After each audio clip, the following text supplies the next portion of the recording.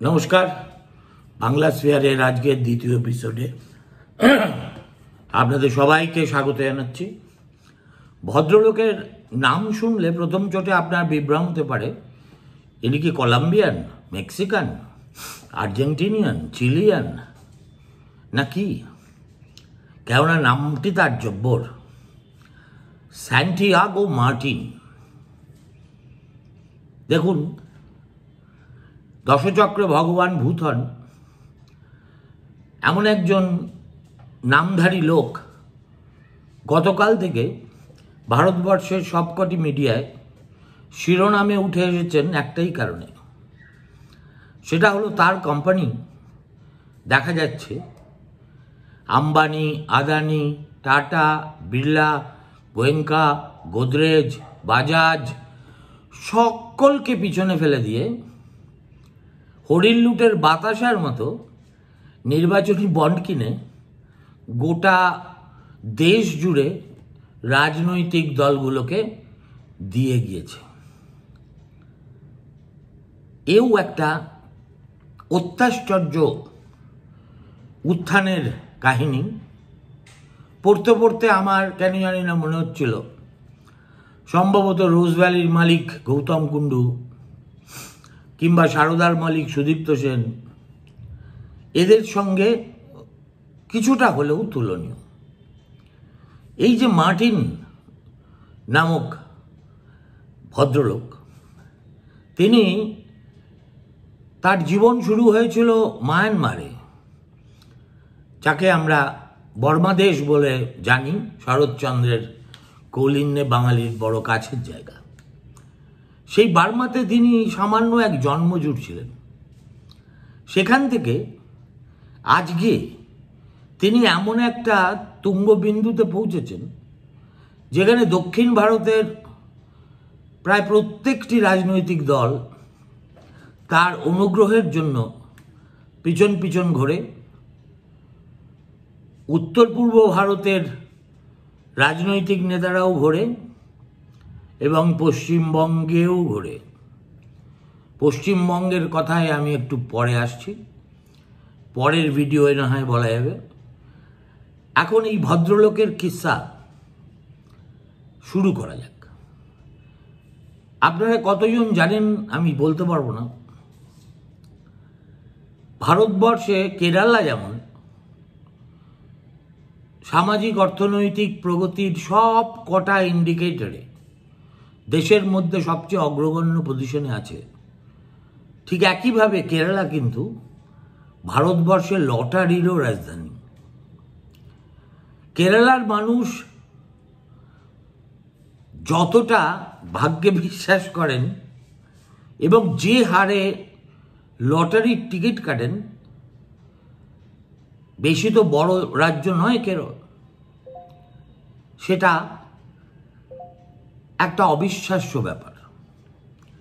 এতটাই যে আপনারা যদি কেরলের রাজ্য বাজেটের দিকে চোখ দেন, দেখবেন যে সামান্য 500-700 কোটি টাকা আয় থেকে এই লটারি বাবদ আয় কেরল সরকারের প্রায় 10,000 কোটি টাকা ছুঁই ছুঁই করছে। অতএব বুঝতেই পারছেন কেরলে লটারির মাহাত্ম্য কতখানি।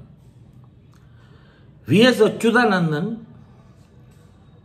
একেবারে প্রাতঃস্মরণীয় মালয়ালি CPM নেতা, যিনি একদা এই মার্টিনের বিরুদ্ধে জেহাদ ঘোষণা করেছিলেন এবং বিজয়নের নেতৃত্বাধীন দলের গোষ্ঠীর সঙ্গে মার্টিনের সংযোগ নিয়ে জনসমক্ষে বিস্ফোরণ ঘটিয়েছিলেন। 2015 সাল নাগাদ তিনি ইন্ডিয়ান এক্সপ্রেসকে একটি সাক্ষাৎকারে বলেছিলেন, নিজের স্বজাতির চরিত্র নিয়ে বলতে গেলে তিনি বলেছিলেন যে দেখো, this is the cheapest dream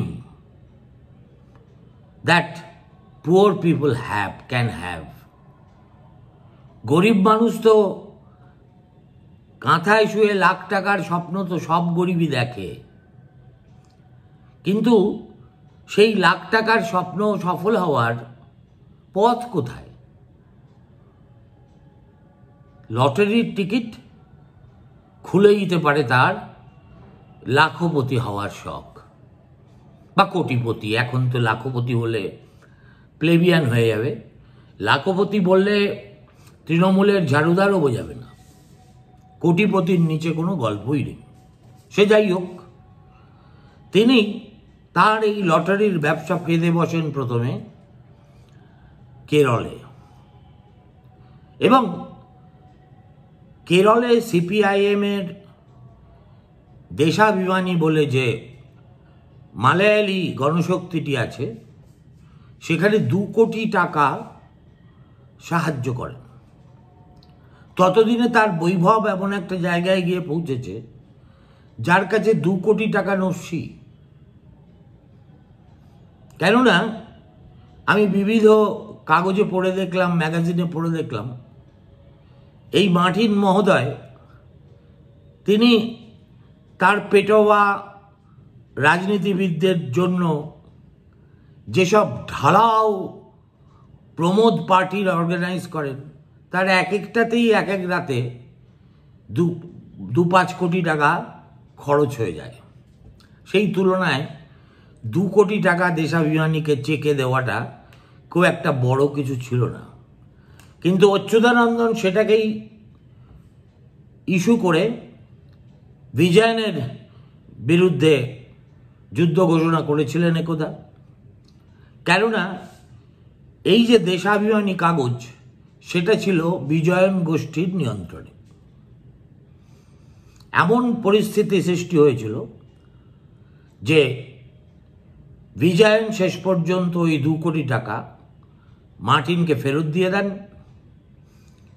শুধু তাই নয়, ওই দেশাভিমানী পত্রিকার একজন ম্যানেজার, তাকে বরখাস্ত করা হয়, এবং দলের একজন খুব প্রভাবশালী নেতাকেও তার ডানা ছেটে বাড়িতে বসিয়ে দেওয়া হয়। এই হচ্ছে মিস্টার স্যান্টিয়াগো মার্টিন। এরপরে তিনি যান তামিলনাড়ুতে, এবং এই সব লোকের একটা অসাধারণ গুণ থাকে, সেটা হচ্ছে বন্ধ দরজা কি করে খুলতে হয় পলিটিশিয়ানদের, সেটা এদের চাইতে ভালো কেউ জানে না। আর তামিলনাড়ু তো এই ধরনের সুযোগ সন্ধানী লোকের স্বর্গরাজ্য। সেখানে গিয়ে তিনি লটারির ব্যবসা ফেদে বসলেন। তারপরে ধীরে ধীরে মহারাষ্ট্রে গেলেন, গোয়ায় গেলেন, উত্তর পূর্ব ভারতের সব রাজ্যে গেলেন, পশ্চিমবঙ্গে এলেন। তামিলনাড়ুতে গিয়ে তিনি যে কাজটি করলেন সেটা হচ্ছে কালাইঙ্গারের লেখা তার জীবনের 75তম চিত্রনাট্যটি, যেটা তিনি ম্যাক্সিম গোর্কির মাকে অবলম্বন করে লিখেছিলেন, তার ভিত্তিতে তৈরি ছবিতে 20 কোটি টাকা বিনিয়োগ করে বসে গেলেন। কালাইঙ্গার মানে কে জানেন তো? প্রয়াত করুণানিধি, যিনি একাধারে রাজনীতিক, লেখক, অভিনেতা, চিত্রনাট্যকার, লিঙ্গুইস্ট। তার এক অঙ্গে যে কত রূপ ছিল সেটা যদি ভালো করে জানতে চান, তাহলে হিন্দু কাগজের এক প্রাক্তন সাংবাদিক করুণানিধিকে নিয়ে যে চমৎকার জীবনী গ্রন্থটি লিখেছেন, আপনারা ইচ্ছে করলে সেটা পড়ে দেখতে পারেন। এমজিআরকে বলা হতো পুরাচ্চি থালাই ভার, রেভলিউশনারি হিরো। জয়ললিতাকে বলা হতো পুরাচ্চি থালাই ভি, রেভলিউশনারি হিরোইন।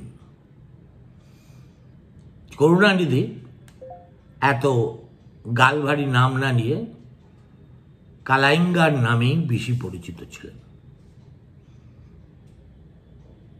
এখন করুণানিধি যতদিন ছিলেন মার্টিনের তেমন অসুবিধা হয়নি। জয়ললিতা যেই এলেন করুণানিধিকে হারিয়ে, শুরু হয়ে গেল মার্টিনের দুর্দিন। তাকে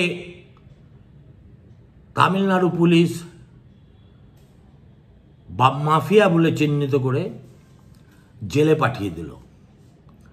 8-10 মাস জেলে থাকার পরে মাদ্রাস হাইকোর্ট তার অ্যারেস্টকে কোয়াশ করে দেয় এবং তিনি অপেক্ষা করেন কবে আবার ডিএমকে ক্ষমতায় আসে। এলো। এরপরে যেটা সান্টিয়াগো মার্টিন, 59 বছর বয়স তার, তিনি করলেন সেটা হচ্ছে একই সঙ্গে এই খেলায় তিনি তার পুত্র, তার জামাতা, এমনকি তার স্ত্রীকেও নামিয়ে দিলেন। তার পুত্র এবং জামাতা, তার জামাতার সঙ্গে আবার স্ট্যালিনের জামাতার ভয়ঙ্কর অন্তরঙ্গতা, এতটাই যে তিনি প্রথমে ডিএমকে থেকে একটা টিকিট চেয়েছিলেন লোকসভায় আসবেন বলে। এতটাই তার উচ্চাশা, রাজনৈতিক উচ্চাশা। যখন দেখলেন সে উড়ে বালি, তখন তিনি চলে গেলেন এমন একটি ছোট আঞ্চলিক দলে যেখানে টাকার বিনিময়ে টিকিট পাওয়ার সম্ভাবনাটা উজ্জ্বলতর, একই সঙ্গে যে দল ডিএমকের জোট শরিক। তার স্ত্রীও 2014 সালে তাকে দেখা গিয়েছিল কোনো একটা আঞ্চলিক দলের প্রতিনিধি হিসেবে। ঠিক তিনি নরেন্দ্র মোদীর একটা জনসভায় মঞ্চে আলো করে বসেছিলেন। বুঝতেই পারেন এই ধরনের কাহিনী, র্যাগ টু রিচেস কাহিনী, এইসব কাহিনী সবসময় খানাখন্দে ভর্তি থাকে। ফলত একদিকে যেমন চোখ ধাঁধানো বৈভব, অন্যদিকে বিভিন্ন এজেন্সির সময়ে সময়ে লাঞ্ছনা, কখনো ইডি, কখনো সিবিআই, কখনো পুলিশ, কখনো ইনকাম ট্যাক্স, তার জীবনে একটা ঘটমান বর্তমান বলে ধরে নেওয়া যেতে পারে। এখন মার্টিন অবশ্য শুধুই যে লটারির ব্যবসায় আছেন তা নয়, এখন তিনি শুনতে পাই মেডিকেল কলেজ করেছেন, হসপিটাল করেছেন, কোয়েম্বাটোরে থাকেন এবং রিয়েল এস্টেটে যোগদান করেছেন, একটা মিউজিক চ্যানেলের মালিক হয়েছেন। সুতরাং বুঝতেই পারছেন আমাদের এই চিটফান্ড মালিকেরা যেমন আসল ব্যবসাটা লুকিয়ে রেখে পার্থিব সব ব্যবসায় দাদাগিরি করেন বলে দাবি করতেন, ইনিও তেমনি। সান্টিয়াগো মার্টিন দক্ষিণ ভারত জয় করার পরে ধীরে ধীরে ধীরে ধীরে ধীরে ধীরে পূবমুখী হলেন, প্রবেশ করলেন পশ্চিমবঙ্গে। 2023 সালে এনফোর্সমেন্ট ডাইরেক্টরেট তার 547 কোটি টাকার সম্পত্তি অ্যাটাচ করে দিয়েছে। দেখা যায় 2019 এপ্রিল থেকে আজকের তারিখ পর্যন্ত কেউ যদি মার্টিনের যে কোম্পানি ফিউচার গেমস, তার ইলেকটোরাল বন্ড কেনার স্প্রিটা দেখেন, তাহলে দেখা যাচ্ছে যে যেই একটা কোনো এজেন্সি বা ইনকাম ট্যাক্স তার দুয়ারে এসে করার নেড়েছে, অবধি তিনি এক গুচ্ছের ইলেকটোরাল বন্ড কিনে হরিণ লুটের বাতাসার মতো বিবিধ রাজনৈতিক দলকে দিয়ে বেড়াচ্ছেন। কেননা মার্টিন জানেন কোন দেবতা কোন ফুলে তুষ্ট হয়, জোঁক কামড়ে ধরলে ঠিক কোথায় নুন ছড়িয়ে দিতে হয়। সুতরাং আজকে যখন দেখা যাচ্ছে যে ভারতবর্ষে এত চর্চিত ইলেকটোরাল বন্ড তার রহস্যের প্রথম আস্তরণটা আজকে খুলেছে। সম্পূর্ণ আস্তরণ ইউনিক আইডেন্টিফিকেশন নাম্বার না হলে কিছুতেই খুলবে না। তাতে দেখা যাচ্ছে যে এই খ্রিস্টান ভদ্রলোক মায়ানমারে জন্মজুড়ের জীবন থেকে 59 বছর বয়সে এমন দাতা কর্ণের ভূমিকায় অবতীর্ণ হয়েছেন যা দেখে এই সবে ছেলের বিবাহের এনগেজমেন্টে এক কুৎসিত কদর্য বৈভবের প্রদর্শনী দেখানোর পরে মুকেশ আম্বানিও হয়তো মাথা চুলকোবেন, হয়তো ভাববেন যে বাবা এই লোকটা কে? এই লোকটা লটারি কিং না লটারি ভিলেন তা নিয়ে বিতর্ক আছে। এবং যেখানেই তিনি যান বিতর্ক, কেলেঙ্কারি, কেচ্ছা তাকে